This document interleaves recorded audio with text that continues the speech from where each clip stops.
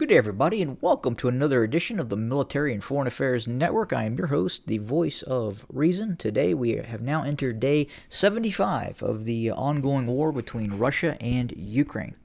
And today, we'll start off our coverage with the look, and we'll have a brief discussion about the Russian May Day victory parade that took place in Moscow. During that parade, some analysts believed that Vladimir Putin would announce a full-scale mobilization and a declaration of war against the state of Ukraine. We did not see that occur. Now, is that to say that is not going to happen? We can't say that at this point. But the parade went on as normal, nothing really out of the ordinary. The parade, normal equipment allocation, and other than a few less T-34s in the parade, which are World War II era tanks, everything appeared to be as a normal May Day parade in Moscow. But again, that's not to say that sometime within the next 24, 48 hours or beyond, we could in fact see some sort of a full-on declaration of war or some sort of a full-on mobilization. We do know this, that either way, even if not announced, the Russians obviously are going to really have to up the tempo in terms of capability and capacity to continue its war effort in this ongoing conflict. It's simple numbers. The Ukrainian military continues to mobilize and get bigger, and are continuing to take on the premise that this is an all-out war, and are also receiving what is tantamount to a full-on lend-lease by the North Atlantic Treaty Organization, and especially the United States and the United Kingdom, in terms of shipments of ammunition and even more and more various types of advanced armaments that are being shipped to the Ukraine continuously. In the ongoing fighting, we are continuing to see a limited Ukrainian offensive within the vicinity of Kharkiv. That operation continues as we continue to see Ukrainian and Russian forces battle it out both to the north, center, and southeast of the second largest city in Ukraine, Kharkiv. This could become a very, very a significant issue for Russian forces as Ukrainian forces continue to press its attack, and quite possibly look to drive all the way to the Russian border. And in theory, we could quite possibly see the crossing of the Russian border if the Ukrainian forces make it all the way to the Russian border, which they're in certain areas getting very, very close to the Russian border, and that's probably the closest right now the Ukrainians are to the Russian border, but that is very, very close at this point, and you have a bit of a salient. But by and by, it is a fairly large front operation in terms of what the Ukrainians are doing. In other news, we continue to see the Russians pressure Severodonetsk. We have seen the town, city of Popasnaya, now under the control of Russian forces. They have broken the back of the Ukrainian defensive positions within the vicinity of Popasnaya, and we could start to see the envelopment of Severodonetsk start to take place.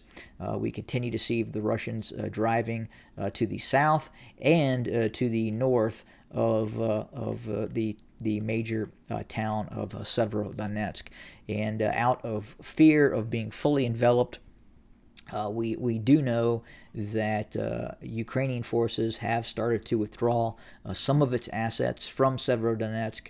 There is one major artery out of the town still under the control of the Ukrainian military. Now, obviously, this major road is able to be fully shelled by Russian forces as they continue to progress and look to envelop Severodonetsk. So again, to the north and to the southwest of Severodonetsk, Russian forces could be looking to meet up, surround, and then seek to take control of Severodonetsk. Some of these forces that are withdrawing are falling back to secondary positions, but right now the Ukrainians are really reinforcing both Sloviansk and Kramatorsk. They are what appears to be creating fortress cities, much like what happened in Mariupol, but probably on a much larger scale. The preparation for the siege of Mariupol, the Ukrainians obviously had much more time to prepare Mariupol because it was a frontline city during the continued kind of war of attrition between the Eastern separatists and the Ukrainian military.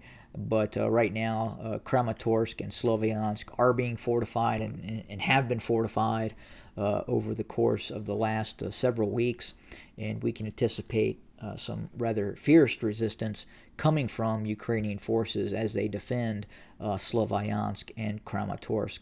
We continue to see also limited Ukrainian operations, counter operations against Russian forces to the west of Izium.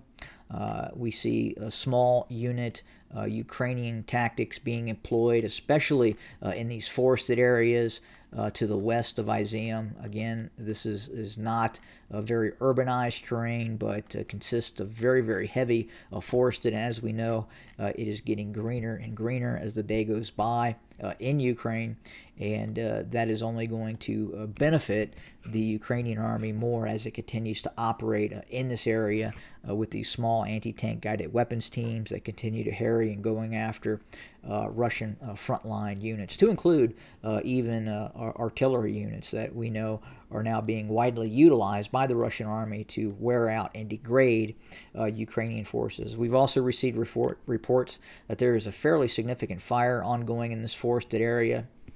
That could be either of Ukrainian design, or it could be simply the large amounts of artillery being used by either side that has set off these fires in this very, very heavy forested areas west of Izium.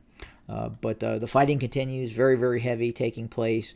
The Russian strategy has not really changed over the course of the last few weeks. That methodical drive with artillery at the forefront of its overall strategy and operational methodology continues to be used, and we anticipate will continue to be used into the foreseeable future. That would both reduce Russian casualties and increase inherently Ukrainian casualties as the Russians continue to rely more and more on drones and aircraft, tactical aircraft, being used to sense, and then the Russian longer range artillery then comes into play. At the same time, we are going to start seeing more and more Western systems, as I talked about in a previous video, such as U.S. 155 millimeter howitzers, in conjunction with caliber laser-guided artillery pieces, artillery ammunition. And then at the same time, we do know technology such as the Brimstone is being now actively used by the Ukrainian forces, which is going to give the Ukrainians even more enhanced standoff range with those types of very, very advanced systems that are being employed by the Ukrainians. But that's where we sit for today. We'll continue to monitor, report, and bring you daily information about the ongoing Russian-Ukrainian war. Have a good day, everybody. Thanks for joining us.